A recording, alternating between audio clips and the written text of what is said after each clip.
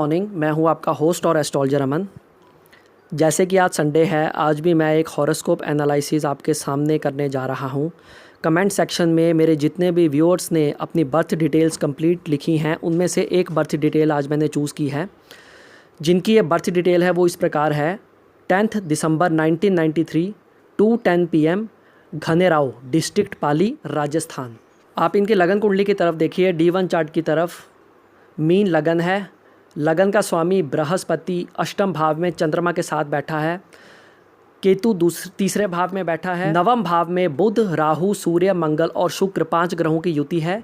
और द्वादश भाव में शनि बैठे हैं। लगन इनके 23 डिग्री 25 कला के हैं। ऐसे में लगन की डिग्री के अनुसार केवल शनि ही एक ऐसे ग्रह हैं जो द्वादश भाव से मूव होकर एकादश भाव में चले जाएंगे और वो एकादश भाव का रिजल्ट देने में सक्षम होंगे। यदि इनकी चलित कुंडली की तरफ देखें तो सभी ग्रह को छोड़कर शनि एकादश भाव में बैठे हैं, बाकी सभी ग्रह उसी भाव में बैठे हैं जिस भाव में लगन में बैठे हैं। नवम भाव में 5 ग्रहों की युति है। मैंने पीछे एक वीडियो बना रखी है जिसमें मैंने आपको बताया है कि यदि 3 से ज़्यादा ग्रह किसी एक भाव में हो तो उस भाव और उन ग्रहों की गणना, उन ग्रहों की एनालिसिस किस प्रकार की जाती है।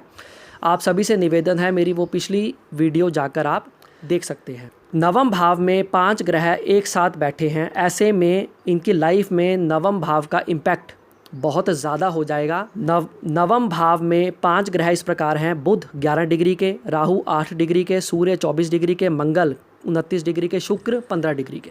जिस भाव में 3 से ज़्यादा ग्रह हों उस भाव में जो राशि है उस राशि के स्वामी को अवश्य देखना चाहिए। नवम भाव में वृश्चिक राशि है। वृश्चिक राशि के स्वामी मंगल नवम भाव में ही बैठे हैं, लेकिन सूर्य से अस्त हैं।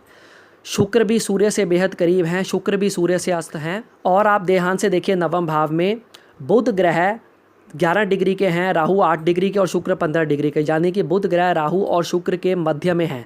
ऐसे में बुध राहु ग्रह के नज़दीक हैं और बुध राहु ग्रह के कारण पीड़ित हो गए हैं। शुक्र जो हैं वो बुध और सूर्य के बीच में बैठे हैं। शुक्र 15 डिग्री के, उनसे पहले बुध 11 डिग्री के और शुक्र के बाद सूर्य 24 डिग्री के। ऐसे में शुक्र सूर्य से अस्त हो गए हैं। नवम भाव से उच्च शिक्षा, फेट, लक, फादर का साथ, विदेश यात्रा, लंबी यात्राएं, धर्म, बुद्धि इत्यादि को देखा जाता है। नवम भाव में 5 ग्रह बैठे हैं जिसके कारण नवम भाव इनका पीड़ित हो गया है, क्योंकि नवम भाव का स्वामी मंगल भी नवम भाव में बैठकर सूर्य से अस्त है। ऐसे में नवम भाव इनका पीड़ित हो गया है और इन सभी फलों में इनको कमी का सामना करना पड़ेगा। ऑब्स्टेकल्स इनकी लाइफ में ज़्यादा आएंगे।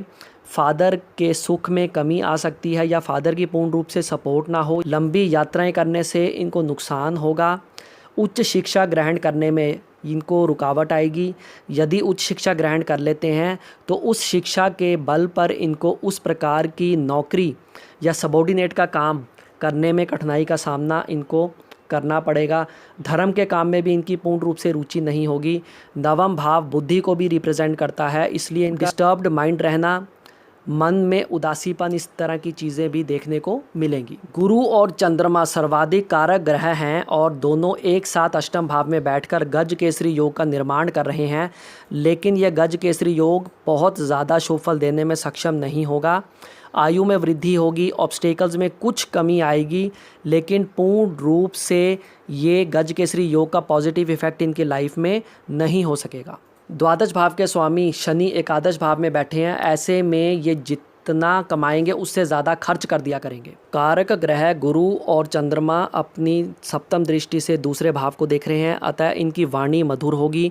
इनकी कुटुंब से अच्छी रिलेशन बनेंगे। इन लॉस से भी रिलेशन अच्छे रहने की उम्मीद है। परिवार का साथ इनको मिलता रहेगा। लग्नेश अष्टम भाव में बैठे हैं। केंद्र के सभी घर खाली हैं।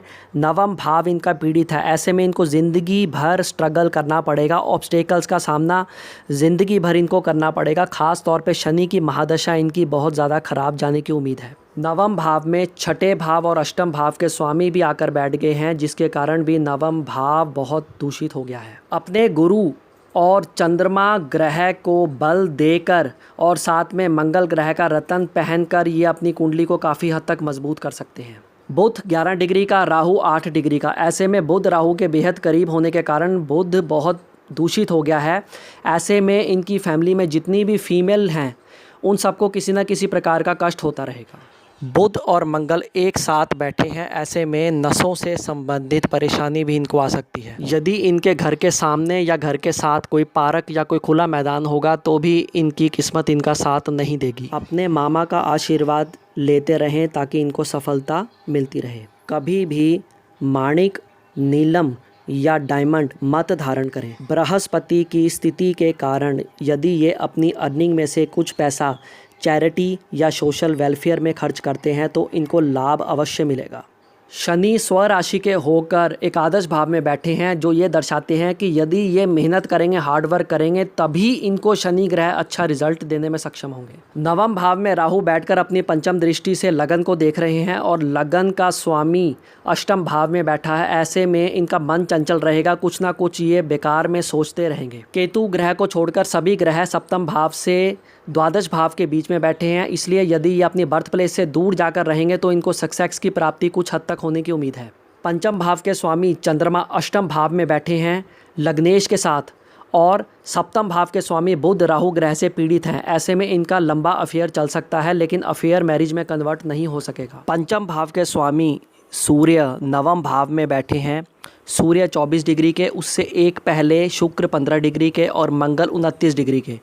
शुक्र सूर्य के करीब हैं, इसलिए सूर्य को एक नैसर्गिक शुभ ग्रह का साथ मिला हुआ है।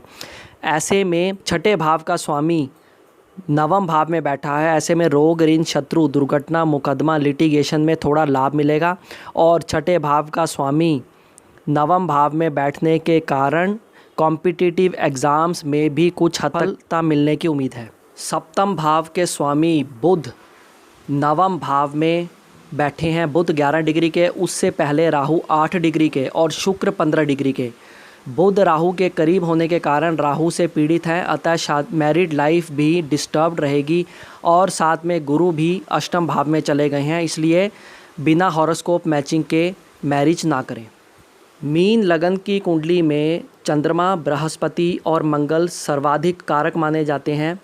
केतु, राहु, बुध, सूर्य, शुक्र और शनि अकारक माने जाते हैं, जो अच्छा फल देने में सक्षम नहीं होते जब तक कि कोई कंडीशन इन पर अप्लाई ना हो जाए। पंचम भाव से विद्या को देखा जाता है। पंचम भाव के स्वामी चंद्रमा अष्टम भाव में। छठे भाव से कॉम्पिटिटिव एग्ज़ाम्स में सफलता को देखा जाता है। छठे भाव के स्वामी सूर्य नवम भाव में बैठे हैं।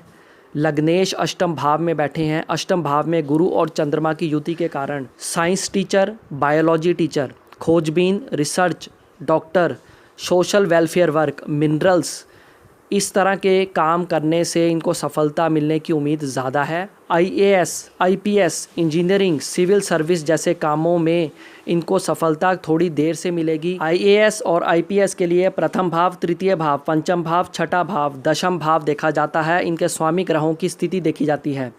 सूर्य, बृहस्पति, मंगल और शनि कारक ग्रह माने जाते हैं यदि IPS और IAS में आगे जाना हो।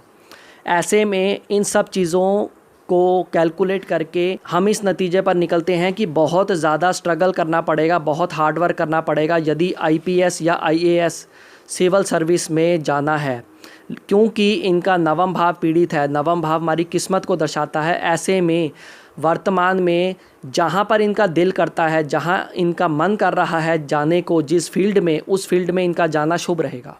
इनकी चंद्र कुंडली की तरफ देखिए। चंद्र कुंडली में गुरु और चंद्रमा गज केसरी योग बनाकर प्रथम भाव में बैठे हैं, जो कि एक शुभ संकेत है। हर प्रकार के सुख साधन इनको मिलेंगे। मेंटल और फिजिकल हेल्थ इनकी ठीक रहेगी। दूसरे भाव में बुध, सूर्य, राहु, शुक्र, मंगल एक साथ बैठे हैं, क्योंकि 5 ग्रह एक साथ दूसरे भाव में, द्वितीय भाव में बैठे हैं, और द्वितीय भाव के स्वामी मंगल भी अपने भाव में बैठे हैं और सूर्य से अस्त हैं। ऐसे में वाणी, फैमिली मेम्बर्स का साथ, कुटुंब का साथ, चाइल्डहुड एजुकेशन, धन, वेल्थ, इन सब चीज़ों में कमी का सामना करना पड़ेगा। पंचम भाव में शनि स्वराशि के होकर बैठे हैं और तीसरी दृष्टि से सप्तम भाव को देख रहे हैं। ऐसे में मैरिड लाइफ इनकी थोड़ी अफेक्ट होगी और साथ में मैरिज डिले होने का योग भी बनता है। पंचम भाव में शनि बैठकर अपनी दशम दृष्टि से द्वितीय भाव पर दृष्टि डाल रहे हैं, इसलिए कुटुंब का साथ और मैरिड लाइफ में कुछ कमी का सामना करना पड़ेगा। इनकी नवमाश कुंडली D9 चार्ट की तरफ देखिए। कुंभ लगन की कुंडली है। लगन का स्वामी शनि उच्च का होकर नवम भाव में बुध के साथ बैठा है। सप्तम भाव में सिंह राशि है, सप्तमेश लगन में, ऐसे में लगन में अमावस्या का योग बना हुआ है, जिसके कारण इनकी मैरिड लाइफ में कुछ कठिनाइयों का सामना करना इनको पड़ेगा। सूर्य की दृष्टि सप्तम भाव पर पड़ रही है, इसलिए इनको जो लाइफ पार्टनर मिलेगा बोल्ड पर्सनैलिटी उनकी हो सकती है। शुक्र ग्रह नवमाश कुंडली में उसी राशि में बैठे हैं जिस राशि में लगन कुंडली में बैठे हैं, ऐसे में शुक्र ग्रह इनके वर्गोत्तम हो गए हैं, इसलिए शुक्र ग्रह अपना बहुत स्ट्रॉन्ग रिजल्ट देने में सक्षम हो जाते हैं। वर्गोत्तम शुक्र ग्रह के कारण ऑपोजिट सेक्स की तरफ से इनको प्रॉब्लम का सामना करना पड़ेगा। मल्टीपल रिलेशंस हो सकते हैं या ऑपोजिट सेक्स की तरफ अट्रैक्शन इनकी ज़रूरत से ज़्यादा हो सकती है। नवमाश कुंडली के लगन में चंद्र और सूर्य के बैठने से अमावस्या योग बना है, जिसके कारण ये या इनकी वाइफ दोनों में से किसी एक की थिंकिंग में कुछ कमी होगी, आपस में अंडरस्टैंडिंग में कुछ कमी आएगी। लाइफ पार्टनर बोल्ड और तेज होगा चेहरे पर लाइफ पार्टनर के, लेकिन चंचल स्वभाव होगा, जिसके कारण मैरिड लाइफ में कुछ कमी का सामना दिखाई दे रहा है। इनका षट बल चार्ट देखिए। षट बल चार्ट में सूर्य ग्रह सबसे ताकतवर हैं और चंद्रमा ग्रह सबसे कमज़ोर स्थिति में बैठे हैं। लिक्विड मनी, लिक्विड कैश इकट्ठा करने में इनको कठिनाई का सामना करना पड़ता रहेगा। सूर्य ग्रह के कारण इनको IPS और IAS सिविल सर्विस जैसी चीज़ों में सफलता मिल सकती है, लेकिन हार्ड वर्क और पॉजिटिव थिंकिंग रखनी पड़ेगी। षट बल चार्ट में सूर्य की मजबूती होने के कारण गवर्नमेंट सेक्टर से कुछ लाभ मिलने की उम्मीद बनती है। इनका भाव बल चार्ट देखिए। भाव बल चार्ट में द्वादश भाव, छठा भाव और एकादश भाव सबसे ज़्यादा बली हैं। छठा भाव बली है, जिसके कारण ये कॉम्पिटिटिव एग्ज़ाम्स में यदि पूरी तरह से कोशिश करें तो ये क्लियर हो सकते हैं, क्योंकि छठे भाव का स्वामी यदि स्ट्रॉन्ग हो और छठा भाव स्ट्रॉन्ग हो तो ऐसे में कॉम्पिटिटिव एग्ज़ाम्स में सफलता मिलती है। ऐसे में अस्त्र नामक शुभ राजयोग का निर्माण होता है। वर्तमान में इनकी शनि की महादशा चल रही है, जो अप्रैल 2037 तक चलेगी। अंतरदशा भी शनि की चल रही है, जो अप्रैल 2021 तक चलेगी। अप्रैल 2021 तक का समय इनका ठीक नहीं है, बहुत ज़्यादा स्ट्रगल होगी। हालांकि शनि की महादशा में भी स्ट्रगल करनी पड़ेगी, लेकिन यदि ये हार्डवर्क करते हैं तो शनि इनको पॉजिटिव रिजल्ट अवश्य देंगे। शनि इनके धनिष्ठा नक्षत्र में के तीसरे चरण में बैठे हैं। धनिष्ठा नक्षत्र के स्वामी मंगल कहे जाते हैं। अप्रैल 2021 के बाद शनि कुछ हद तक इनको शुभ फल देंगे। शनि की महादशा में जब चंद्रमा की अंतर्दशा आएगी तब किसी प्रकार की एक्सपेंशन होगी, नया काम करने के लिए बदलाव आएंगे, घर या कार्य क्षेत्र में भी बदलाव आने के संकेत दिखाई दे रहे हैं। यदि अंक ज्योतिष के हिसाब से देखा जाए तो इनका मूलांक 1 है। एक मूलांक का स्वामी ग्रह सूर्य माना जाता है। सूर्य प्रबल है, ऐसे में IAS IPS या गवर्नमेंट सेक्टर की तरफ से किया हुआ कोई काम या जॉब में सफलता मिलने की उम्मीद कुछ ज़्यादा हो सकती है यदि ये हार्डवर्क करेंगे। लकी नंबर है इनके 2 और 7। यदि 2 और 7 मूलांक के लोगों से ये दोस्ती करते हैं, शादी करते हैं, पार्टनरशिप करते हैं तो इनको सफलता ज़्यादा मिलेगी। मैजिक नंबर है इनका 4। 4 नंबर के लोगों से यदि ये पार्टनरशिप करते हैं, दोस्ती करते हैं, मैरिज करते हैं तो इनको जीवन में सक्सेस अवश्य मिलेगी। 6 और 8 नंबर के लोगों को इनको अवॉइड करना चाहिए। लकी कलर है इनका लाइट येलो। लाइट येलो का जितना यूज़ करेंगे उतना पॉजिटिविटी मिलेगी। ब्लू और ब्लैक को जितना हो सके अवॉइड करें। अंक ज्योतिष के अनुसार सूर्य का अधिपति है इनके ऊपर, ऐसे में चौड़ा कंधा होगा इनका, चौड़ा माथा, आकर्षक होगा, चश्मा पहनने वाले होंगे। यदि अंक ज्योतिष के अनुसार देखा जाए तो इनको हेल्थ इश्यूज़ इस प्रकार रहेंगे: BP, weak eyesight, heart problems, stomach problems, spondylitis की प्रॉब्लम का सामना इनको जीवन में करना पड़ सकता है। इनको अपनी लगन कुंडली के अनुसार और न्यूमरोलॉजी के अनुसार चंद्रमा, गुरु और सूर्य ग्रह को बल देना चाहिए ताकि इनकी कुंडली के नेगेटिव रिजल्ट्स कम हो सकें। यदि आप भी अपनी कुंडली का संपूर्ण विश्लेषण करवाना चाहते हैं तो शनिवार की 7:30 बजे की वीडियो में आप सभी कमेंट सेक्शन में अपनी बर्थ डिटेल्स लिख के भेज दिया करें। मैं किसी एक बर्थ डिटेल को चूज़ करके संडे को उसके ऊपर वीडियो बनाकर कुंडली का संपूर्ण विश्लेषण करता हूं। यदि आज की वीडियो इंटरेस्टिंग लगी हो तो लाइक कीजिएगा और इस वीडियो को अपने फ्रेंड सर्कल में शेयर भी अवश्य कीजिएगा। Thank you.